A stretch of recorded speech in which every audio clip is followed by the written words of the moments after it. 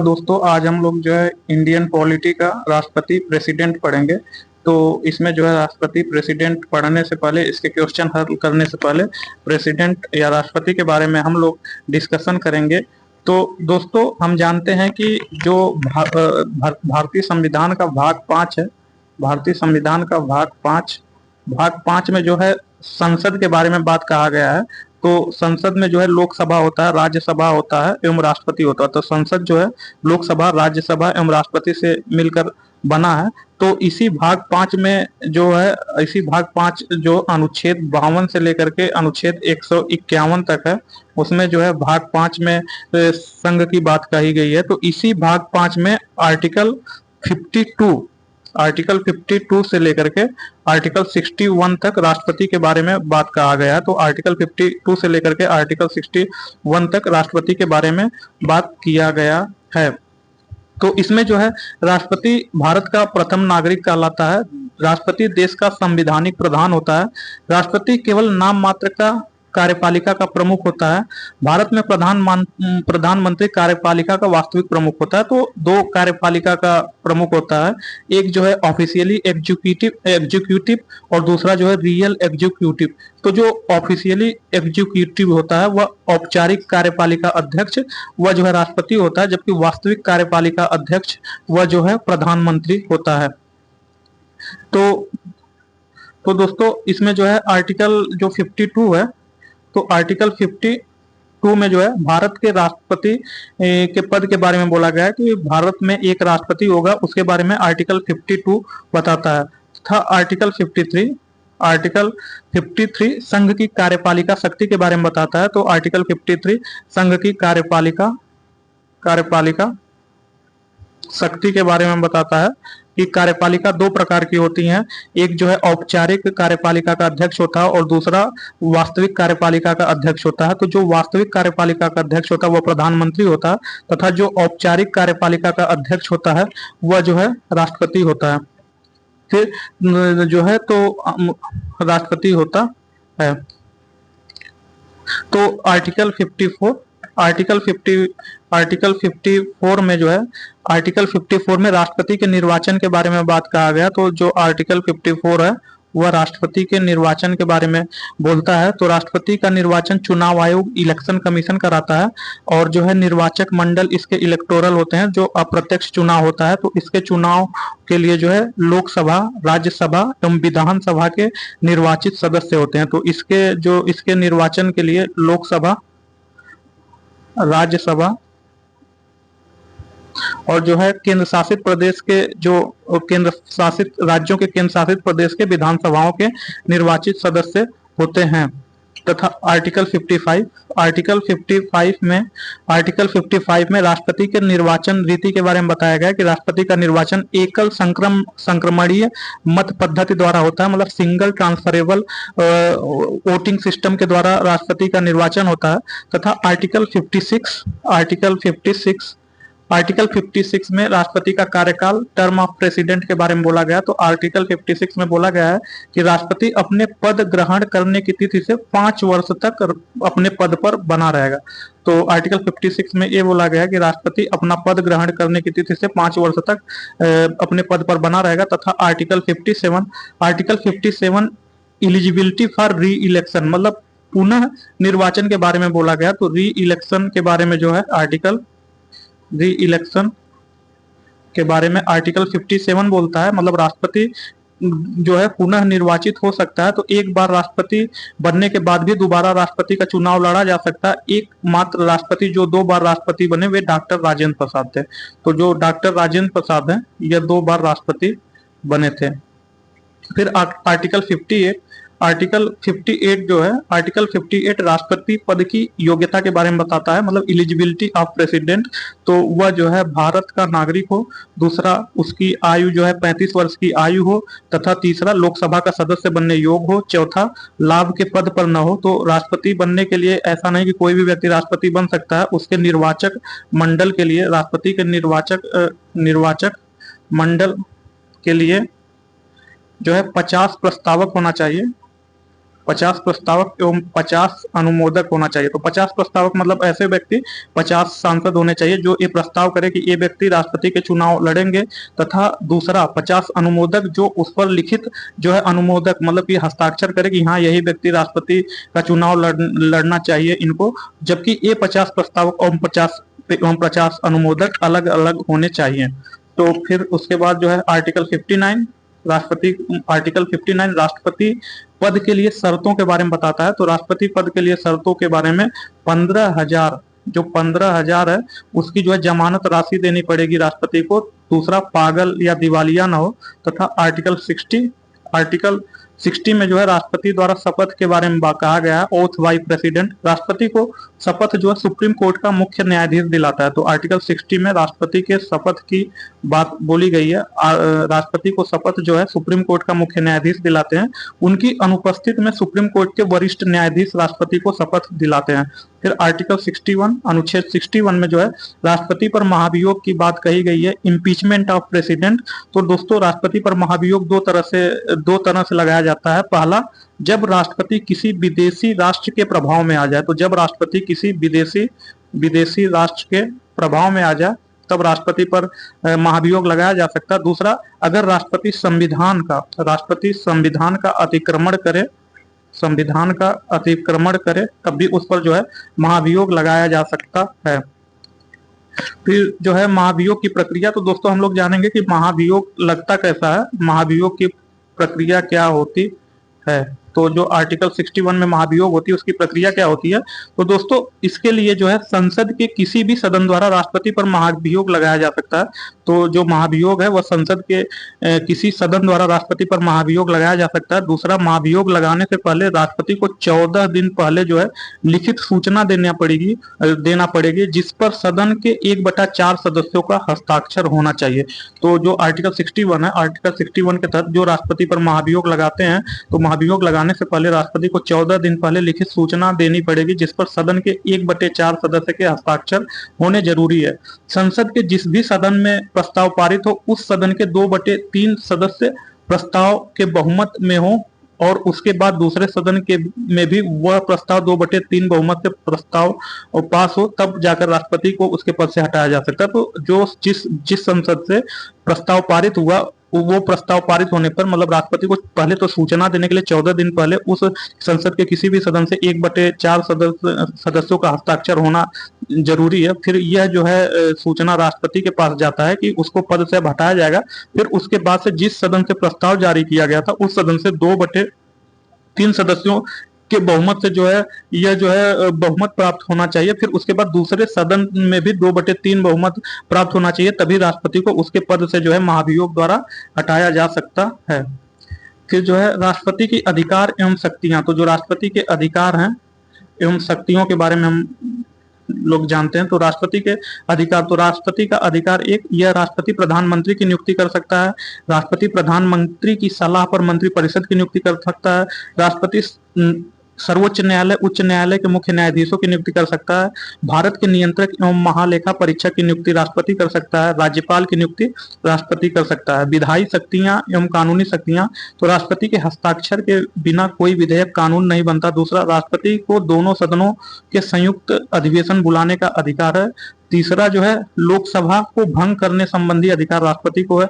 चौथा, संसद में जो है धन विधेयक अगर पेश किया जाए तो उससे पहले राष्ट्रपति की अनुमति होना आवश्यक है।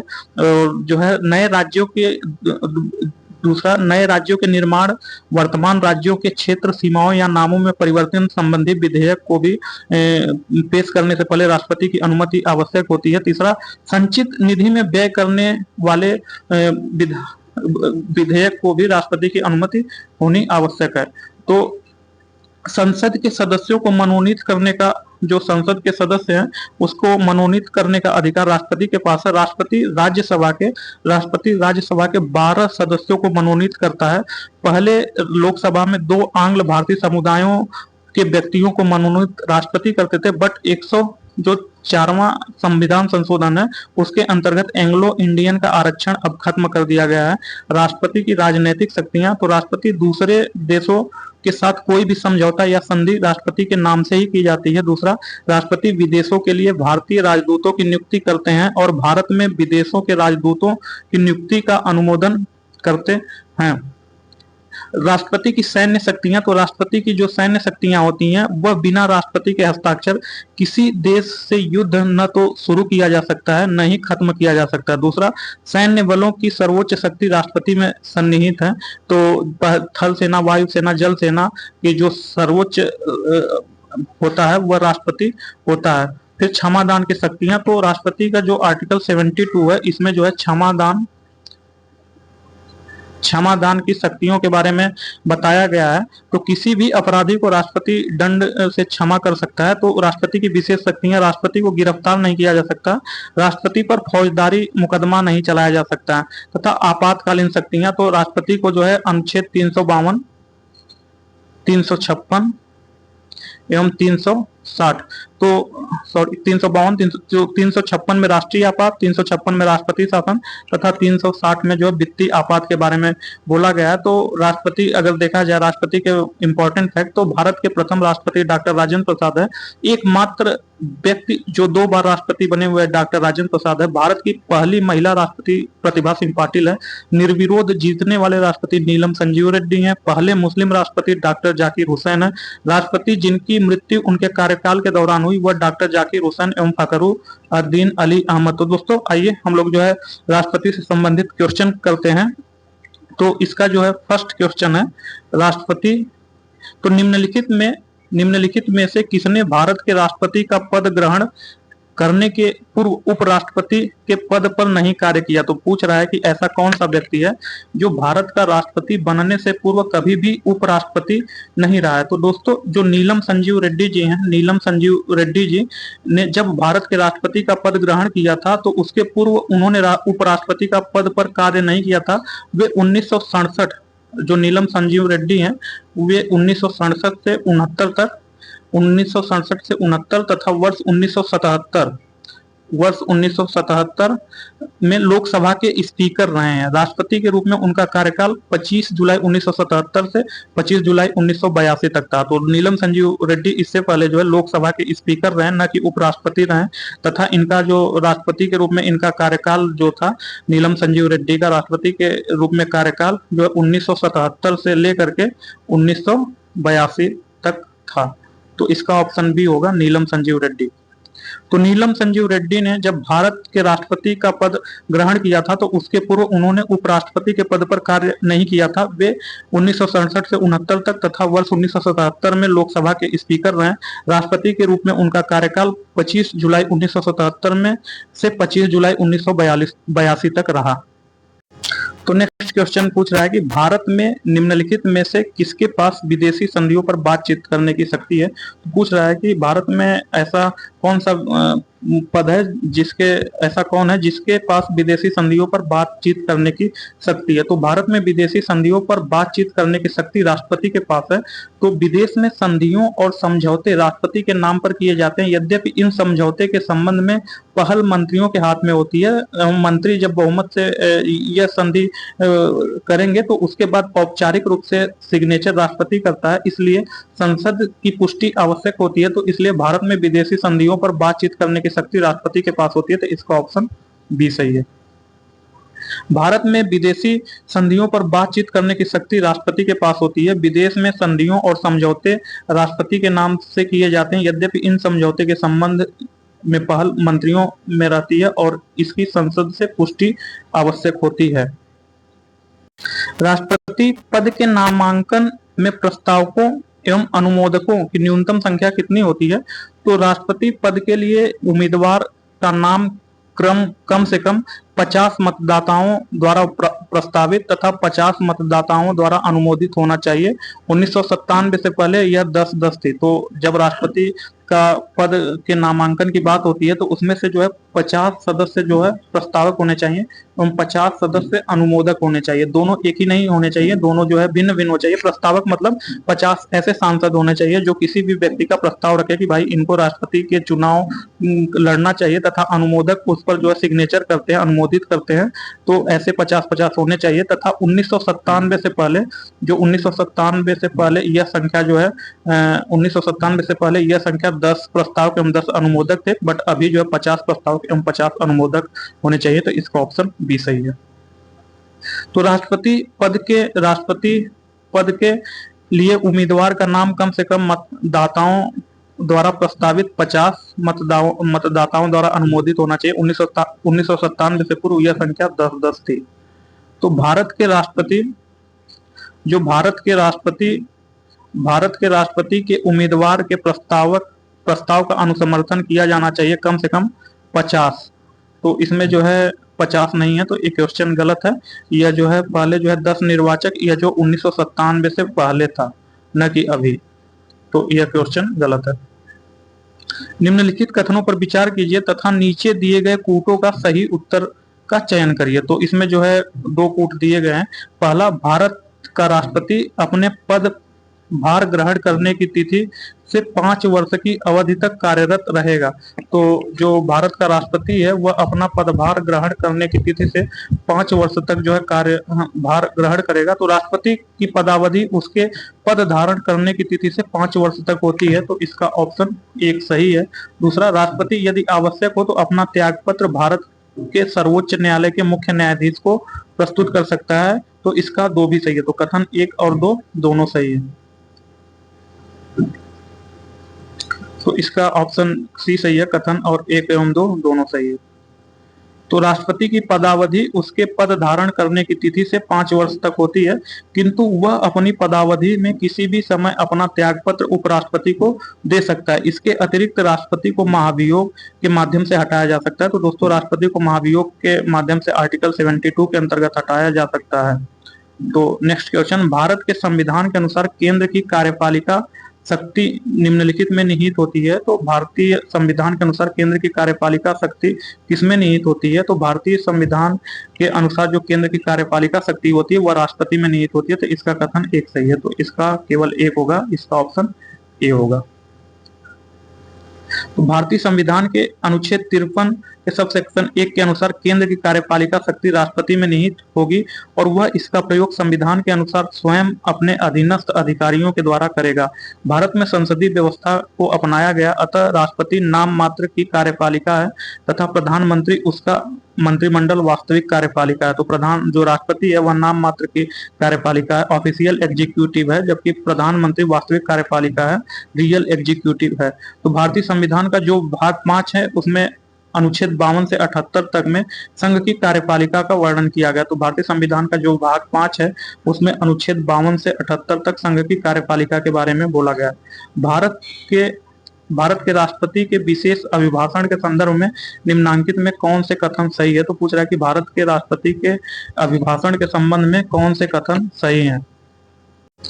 तो राष्ट्रपति लोकसभा के साधारण निर्वाचन के पश्चात प्रथम सत्र और प्रत्येक वर्ष के प्रथम सत्र के आरंभ में संसद के दोनों सदनों की संयुक्त बैठक को संबोधित करेगा। तो भारतीय संविधान का जो आर्टिकल 87 है, आर्टिकल 87 में दोस्तों राष्ट्रपति को ये बोला गया कि यह लोकसभा के साधारण निर्वाचन के पश्चात प्रथम सत्र और प्रत्येक वर्ष के प्रथम सत्र के आरंभ में संसद के दोनों सदनों की संयुक्त बैठक को संबोधित करेगा। और दूसरा, राष्ट्रपति अपने अभिभाषण में संसद को उसके आह्वान के कारणों के विषय को सूचित करेगा। तो कथन 2 भी सही है। तो कथन 1 आर्टिकल 87 में बोला गया कि राष्ट्रपति लोकसभा के साधारण निर्वाचन के पश्चात प्रथम सत्र और प्रत्येक वर्ष के प्रथम सत्र के आरंभ में संसद के दोनों सदनों की संयुक्त बैठक को संबोधित करेगा। तो ये आर्टिकल 87 में बोला गया। कथन 1 और 2 दोनों सही है। तो इसका ऑप्शन डी होगा। कथन 1 और 2 दोनों सही है। नेक्स्ट क्वेश्चन, निम्नलिखित भारतीय संविधान के अनुच्छेदों में से किस एक के अंतर्गत राष्ट्रपति मंत्रिपरिषद की सलाह से कार्य करने के लिए बाध्य होता है? तो पूछ रहा है कि निम्नलिखित भारतीय संविधान के अनुच्छेदों में से किस अनुच्छेद के तहत राष्ट्रपति मंत्रिपरिषद की सलाह से कार्य करने के लिए बाध्य होता है? तो भारतीय संविधान का जो अनुच्छेद 74 का एक है, जो अनुच्छेद 74 का एक है, उसमें जो है राष्ट्रपति को इस बात का सीमित अधिकार प्रदान करता है कि वह मंत्रिपरिषद द्वारा दी गई सलाह को सामान्य तौर से माने या अन्यथा उसको मंत्रिपरिषद के पुनर्विचार के लिए लौटा दे।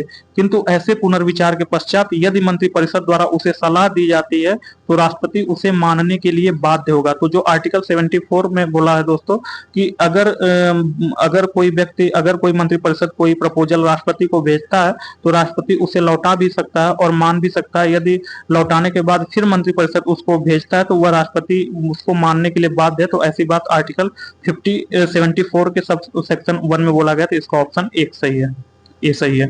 भारतीय संविधान के अनुच्छेद 74, भारतीय संविधान के अनुच्छेद 74 के सब सेक्शन 1 में राष्ट्रपति को इस बात का सीमित अधिकार प्रदान करता है कि वह मंत्रिपरिषद द्वारा दी गई सलाह को सामान्य तौर से माने या अन्यथा उसको मंत्रिपरिषद के पुनर्विचार के लिए लौटा दे। किंतु ऐसे पुनर्विचार के पश्चात यदि मंत्रिपरिषद उसे सलाह दी जाती है तो राष्ट्रपति उसे मानने के लिए बाध्य होगा।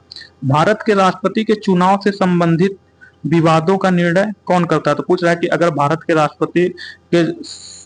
राष्ट्रपति के चुनाव से संबंधित विवादों का विवाद हो तो उसका निर्णय कौन करता है? तो उसका निर्णय जो है भारत का सर्वोच्च न्यायालय करता है। तो इसका ऑप्शन बी सही होगा। तो भारत के राष्ट्रपति के चुनाव से संबंधित विवादों का निर्णय भारत का सर्वोच्च न्यायालय करता है। चुनाव विवाद से संबंधित याचिका निर्वाचक मंडल का कोई सदस्य ही दायर कर सकता है। भारत के राष्ट्रपति का निर्वाचन प्रत्यक्ष रूप से अनुपातिक प्रतिनिधित्व प्रणाली की एकल संक्रमणीय मत पद्धति द्वारा होता है। तो जो है भारत के राष्ट्रपति के चुनाव से संबंधित विवादों का निर्णय भारत का सर्वोच्च न्यायालय करता है। तो इसका ऑप्शन बी सही है। भारत के राष्ट्रपति के चुनाव से संबंधित विवादों का निर्णय भारत का सर्वोच्च न्यायालय करता है। चुनाव विवाद से संबंधित याचिका निर्वाचक मंडल का कोई सदस्य ही दायर कर सकता है। भारत के राष्ट्रपति का निर्वाचन अप्रत्यक्ष रूप से अनुपातिक प्रतिनिधित्व प्रणाली की एकल संक्रमणीय मत पद्धति द्वारा, जिसको इंग्लिश में सिंगल ट्रांसफरेबल वोटिंग सिस्टम बोलते हैं। राष्ट्रपति के निर्वाचक मंडल में लोकसभा और राज्यसभा के निर्वाचित सदस्य, विधानसभाओं के निर्वाचित सदस्य तथा केंद्र शासित प्रदेश दिल्ली एवं पांडिचेरी विधानसभा के निर्वाचित सदस्यों को शामिल किया जाता है। अनुच्छेद 54 में राष्ट्रपति के निर्वाचन की प्रक्रिया दी गई है। तो राष्ट्रपति के निर्वाचक मंडल के सदस्य होते हैं, तो राष्ट्रपति के निर्वाचन मंडल के जो सदस्य होते हैं, और कथन एक, संसद के दोनों सदनों के निर्वाचित सदस्य, हाँ तो संसद के लोकसभा एवं राज्यसभा दोनों सदनों के निर्वाचित सदस्य होते थे। कथन एक सही है। राज्य विधान मंडलों के दोनों सदनों के निर्वाचित सदस्य, तो एक गलत है। राज्य विधान मंडल के दोनों सदनों के निर्वाचित सदस्य नहीं होते हैं। विधान परिषद के निर्वाचित सदस्य नहीं होते, ओनली विधानसभा के निर्वाचित सदस्य होते हैं। सभी विधानसभाओं के निर्वाचित सदस्य, तो ये सही है, हाँ सभी विधानसभाओं के निर्वाचित सदस्य। कथन 3 सही है। दिल्ली और पांडिचेरी विधानसभाओं के निर्वाचित सदस्य, तो 4 भी सही है। दिल्ली और पुडुचेरी सहित केंद्र शासित प्रदेशों के विधानसभाओं के निर्वाचित सदस्य होते हैं। तो 1, 3, 4 इसका कथन सही है। तो 1, 3, 4, तो इसका ऑप्शन डी होगा, 1, 3, 4 सही है।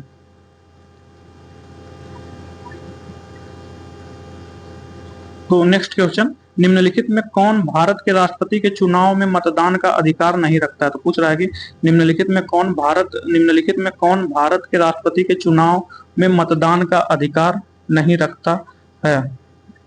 तो जो है राज्यसभा के राष्ट्रपति द्वारा नामित व्यक्ति, तो जो लोकसभा का अध्यक्ष यह मतदान में भाग रखता है, क्योंकि लोकसभा का अध्यक्ष किसी भी सदन का निर्वाचित सदस्य होता है, तो ये रखता है।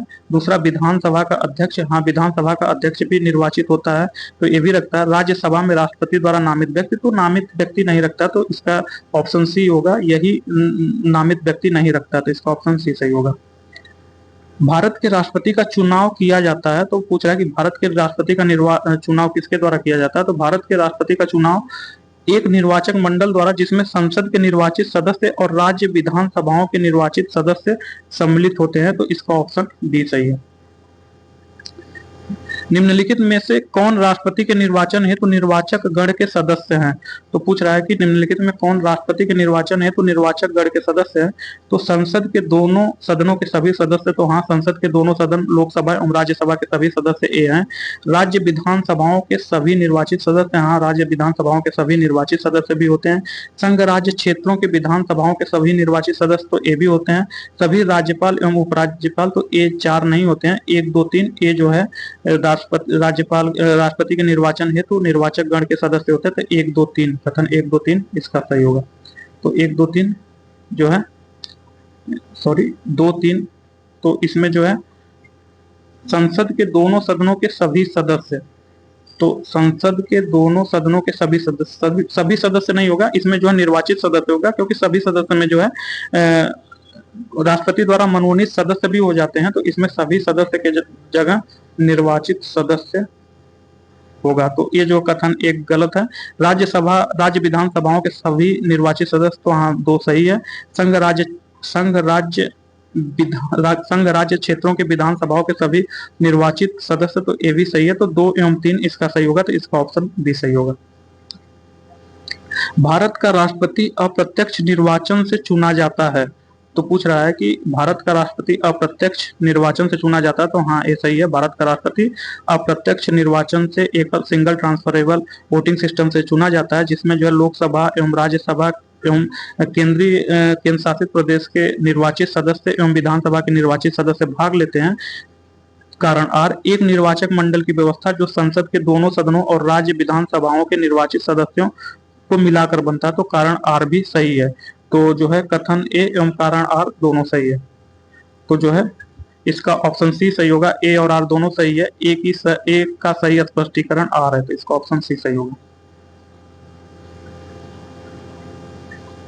निम्नलिखित में से कौन भारत के राष्ट्रपति के निर्वाचन हेतु निर्वाचक गण में सम्मिलित नहीं है? तो पूछ रहा है कि निम्नलिखित में कौन भारत के राष्ट्रपति के निर्वाचन हेतु निर्वाचक गण में सम्मिलित नहीं है? तो लोकसभा के निर्वाचित सदस्य सम्मिलित है, राज्यसभा के निर्वाचित सदस्य ये भी सम्मिलित है, राज्य विधानसभाओं के निर्वाचित सदस्य ये भी सम्मिलित है, राज्यों की विधान परिषदों के निर्वाचित सदस्य, तो यही राज्यों के जो विधान परिषद के निर्वाचित सदस्य यही सम्मिलित नहीं थे, इसका ऑप्शन डी होगा। भारत के राष्ट्रपति, जो भारत के राष्ट्रपति हैं, भारत के राष्ट्रपति के निर्वाचन के लिए निर्वाचक मंडल में सम्मिलित होते हैं। तो भारत के राष्ट्रपति के निर्वाचन के लिए निर्वाचक मंडल में संसद के दोनों सदनों के निर्वाचित सदस्य यहाँ सम्मिलित होते हैं। लोकसभा, संसद के दोनों सदन मतलब लोकसभा राज्यसभा के निर्वाचित सदस्य सम्मिलित होते हैं। राज्य विधानसभाओं के निर्वाचित सदस्य ये भी सम्मिलित होते हैं। दिल्ली और पुडुचेरी संघीय क्षेत्रों के विधानसभाओं के निर्वाचित सदस्य ये भी सम्मिलित होते हैं। राज्यों के विधान परिषद के निर्वाचित सदस्य ये सम्मिलित नहीं होते हैं। तो कथन 1 2 3 सही है, तो इसका ऑप्शन बी होगा, कथन 1 2 3 सही है। भारतीय संविधान के अनुच्छेद 359 के अंतर्गत मूल अधिकारों, जो भारतीय संविधान के अनुच्छेद 359 के अंतर्गत मूल अधिकारों के प्रवर्तन के लिए न्यायालय को समावेदन करने के अधिकारों को निलंबित करने की शक्ति निम्नलिखित में से किसमें निहित है? तो पूछ रहा है कि भारतीय संविधान के अनुच्छेद जो 359 है, जो भारतीय संविधान का अनुच्छेद 359 है के अंतर्गत मूल अधिकारों के प्रवर्तन के लिए न्यायालय को समावेदन करने के अधिकारों को निलंबित करने की शक्ति निम्नलिखित में से किसमें है? तो भारतीय संविधान का जो अनुच्छेद 359 है दोस्तों, उसके अंतर्गत मूल अधिकारों के प्रवर्तन के लिए न्यायालय को समावेदन करने के अधिकारों को निलंबित करने की शक्ति राष्ट्रपति को है, तो इसका ऑप्शन सी सही है। भारतीय संविधान के अनुच्छेद 359 के अंतर्गत मूल अधिकारों के प्रवर्तन के लिए न्यायालय को समावेदन करने के अधिकारों को निलंबित करने की शक्ति राष्ट्रपति में निहित है, परंतु भारतीय संविधान के तहत मौलिक अधिकारों में अनुच्छेद 20 के और अनुच्छेद 21 को समाप्त नहीं किया जा सकता है। तो नीचे 2 वक्तव्य दिए गए हैं, इसमें देखना है कौन सा कथन सही है। तो भारत के राष्ट्रपति अप्रत्यक्ष रूप से चुने जाते हैं, तो हाँ सही है, भारत के राष्ट्रपति अप्रत्यक्ष रूप से जो है भारत के राष्ट्रपति अप्रत्यक्ष रूप से चुने जाते हैं, तो ये सही है। सरकार को संसदीय स्वरूप में राज्याध्यक्ष केवल नाम मात्र अध्यक्ष होता है, तो सही है। जो सरकार का संसदीय स्वरूप है उसमें राज्याध्यक्ष जैसे राष्ट्रपति होते हैं वो केवल नाम मात्र के अध्यक्ष होते हैं, तो कारण आर भी सही है। तो ए और आर दोनों सही है, आर ए की व्याख्या करता है, तो इसका ऑप्शन ए सही होगा।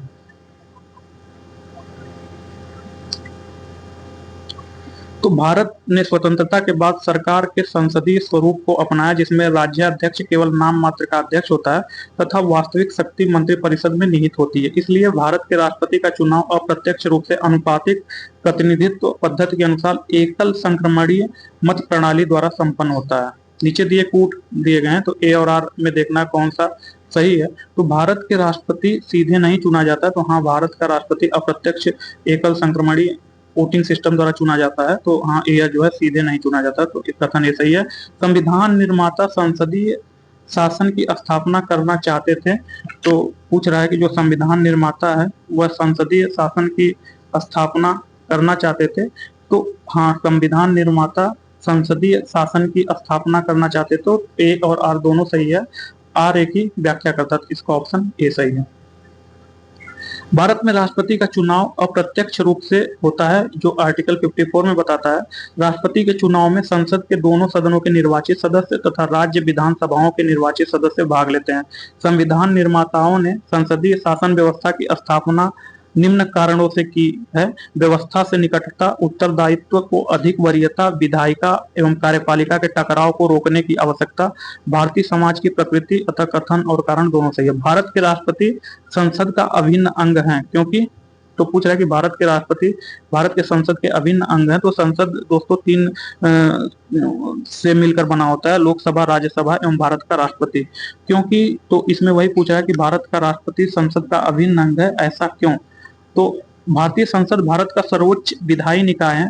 राष्ट्रपति के पास संसद के दोनों में से किसी भी सदन को बुलाने या स्थगित करने अथवा लोकसभा को भंग करने की शक्ति है। प्रत्येक सामान्य निर्वाचन के बाद तथा प्रत्येक वर्ष वह दोनों सदनों की प्रथम सत्र को संबोधित करता है। इसलिए जो है भारत के राष्ट्रपति जो है वह जो है संसद का अभिन्न अंग है, तो वह ऑप्शन है, वह दोनों सदनों को बुलाता है। तो हाँ, भारत का राष्ट्रपति दोनों सदनों को बुलाता है। प्रत्येक सामान्य निर्वाचन के बाद वह दोनों सदनों की प्रथम सत्र को संबोधित करता है। तो हाँ, भारत का राष्ट्रपति प्रत्येक सामान्य निर्वाचन के बाद दोनों सदनों के प्रथम सत्र को संबोधित करता है। सी,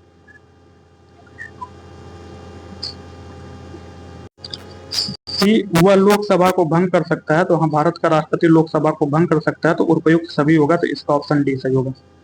भारतीय संसद भारत का सर्वोच्च विधायी निकाय है। राष्ट्रपति के पास संसद के दोनों सदनों में से किसी भी सदन को बुलाने या स्थगित करने अथवा लोकसभा को भंग करने की शक्ति है। प्रत्येक सामान्य निर्वाचन के बाद प्रत्येक वर्ष वह दोनों सदनों के प्रथम सत्र को संबोधित करता है। भारत के राष्ट्रपति को किस आधार पर महाभियोग की प्रक्रिया द्वारा उसके पद से हटाया जा सकता है? तो भारत के राष्ट्रपति पर महाभियोग जो है आर्टिकल 72 में बताया गया है। तो पूछ रहा है कि भारत के राष्ट्रपति को किस आधार पर महाभियोग की प्रक्रिया द्वारा हटाया जा सकता है? तो सॉरी, आर्टिकल 72 में भारत के राष्ट्रपति को क्षमादान के लिए बताया गया है, क्षमादान के लिए बताया गया है। जबकि आर्टिकल 61 आर्टिकल जो 61 है, 61 में जो है इम्पीचमेंट महाभियोग के लिए बताया गया। तो भारतीय संविधान का अनुच्छेद 61 के तहत राष्ट्रपति पर महाभियोग चलाया जाता है। राष्ट्रपति को संविधान का उल्लंघन, अतिक्रमण करने के आरोप में उसके कार्यावधि की समाप्ति के पूर्व पद से महाभियोग द्वारा हटाया जा सकता है। तो जो है सिद्ध कदाचार, असमर्थता, संविधान के जो है तो संविधान का उल्लंघन करने पर इसका ऑप्शन सी सही होगा, उसके द्वारा राष्ट्रपति को हटाया जा सकता है। भारतीय संविधान का अनुच्छेद 61 भारतीय संविधान के अनुच्छेद 61 के तहत राष्ट्रपति पर महाभियोग चलाया जाता है। राष्ट्रपति को संविधान का उल्लंघन, अतिक्रमण करने के आरोप में उसके कार्य अवधि की समाप्ति के पूर्व पद से महाभियोग द्वारा हटाया जा सकता है। भारतीय संविधान में संविधान के उल्लंघन के अर्थ को परिभाषित नहीं किया गया है। राष्ट्रपति पर महाभियोग के आरोप संसद के किसी भी सदन में प्रारंभ किए जा सकते हैं। इन आरोपों पर सदन के 1/4 सदस्य जिस सदन में आरोप लगाए गए हों, तो जिस सदन में आरोप लगाए गए हों उसके 1/4 सदस्य हस्ताक्षर होना चाहिए और राष्ट्रपति को 14 दिन का लिखित नोटिस दिया जाता है। अब महाभियोग का प्रस्ताव 2/3 बहुमत से पारित होने के बाद उसे दूसरे सदन में भेजा जाता है, जिसे इन आरोपों की जांच करनी चाहिए, और यदि जांच में आरोपों को सही पाया जाता है तो इस प्रस्ताव को 2/3 बहुमत से पारित करता है। तो राष्ट्रपति को प्रस्ताव पारित होने की तिथि से उसे पद से हटाया जा सकता है। भारतीय राष्ट्रपति को महाभियोग द्वारा पद से हटाने की शक्ति निहित है। तो पूछ रहा है कि भारतीय राष्ट्रपति को महाभियोग द्वारा पद से हटाने की शक्ति किसमें निहित है? तो लोकसभा, राज्यसभा संसद के दोनों सदनों में, तो जो है ऑप्शन सी संसद के दोनों सदनों में, तो जो है संसद के दोनों सदनों में जो है पावर नहीं था राष्ट्रपति को महाभियोग द्वारा हटाने में, तो इसका ऑप्शन सी सही होगा। संविधान के उल्लंघन के आधार पर राष्ट्रपति के विरुद्ध किसके द्वारा महाभियोग चलाया जा सकता है? तो संविधान के उल्लंघन के आधार पर राष्ट्रपति के विरुद्ध किसके द्वारा महाभियोग चलाया जाता है? तो भारत के मुख्य न्यायाधीश द्वारा नहीं, भारत के उपराष्ट्रपति द्वारा यही ये भी नहीं, लोकसभा अध्यक्ष द्वारा, इसके संसद के दोनों सदनों द्वारा, लोकसभा एवं राज्यसभा के द्वारा जो है राष्ट्रपति पर महाभियोग चलाया जा सकता है, तो इसका ऑप्शन डी सही है। भारत के राष्ट्रपति को कार्य अवधि की समाप्ति से पूर्व भी पद से हटाया जा सकता है, तो भारत के राष्ट्रपति को उसकी कार्य अवधि की समाप्ति से पूर्व भी पद से हटाया जा सकता है महाभियोग के द्वारा, तो आर्टिकल 61 में महाभियोग की बात कही गई है। भारत के राष्ट्रपति पर महाभियोग चलाने के लिए कम से कम कितने दिन पूर्व की सूचना आवश्यक है? तो वह जो 14 दिन, तो भारत के राष्ट्रपति पर महाभियोग चलाने के लिए कम से कम 14 दिन पूर्व की सूचना आवश्यक है। भारत के संविधान के किस अनुच्छेद के अधीन भारत के राष्ट्रपति पर महाभियोग चलाया जा सकता है? तो अनुच्छेद 61 के अधीन भारत के राष्ट्रपति पर महाभियोग चलाया जा सकता है, तो इसका ऑप्शन डी सही है। संसद द्वारा भारत के राष्ट्रपति को कैसे पदच्युत किया जा सकता है? तो दोनों सदनों के साधारण बहुमत द्वारा नहीं, दोनों सदनों के कुल सदस्यों के 2/3 बहुमत से द्वारा, तो हाँ इसका बी सही है, दोनों सदनों के कुल सदस्यों के 2/3 बहुमत से। सी दोनों सदनों के स्पष्ट बहुमत से, ए भी नहीं, दोनों सदनों के कुल सदस्य के बहुमत और उपस्थित मतदान करने वाले सदस्यों के 2/3 से, तो ए भी नहीं, तो इसका ऑप्शन बी सही होगा, दोनों सदनों के जो कुल सदस्य हैं उसके 2/3 बहुमत से राष्ट्रपति को पद से हटाया जा सकता है आर्टिकल 61 के महाभियोग द्वारा। तो राष्ट्रपति को संसद द्वारा महाभियोग के एक संकल्प द्वारा पद से हटाया जा सकता है, तो राष्ट्रपति को संसद द्वारा महाभियोग के एक संकल्प द्वारा पद से हटाया जा सकता है सदन के कुल सदस्यों की संख्या के 2/3 बहुमत से, तो इसका ऑप्शन सी सही है। भारत का राष्ट्रपति किसके द्वारा हटाया जा सकता है? तो भारत का राष्ट्रपति संसद द्वारा हटाया जा सकता है, तो इसका ऑप्शन बी सही है।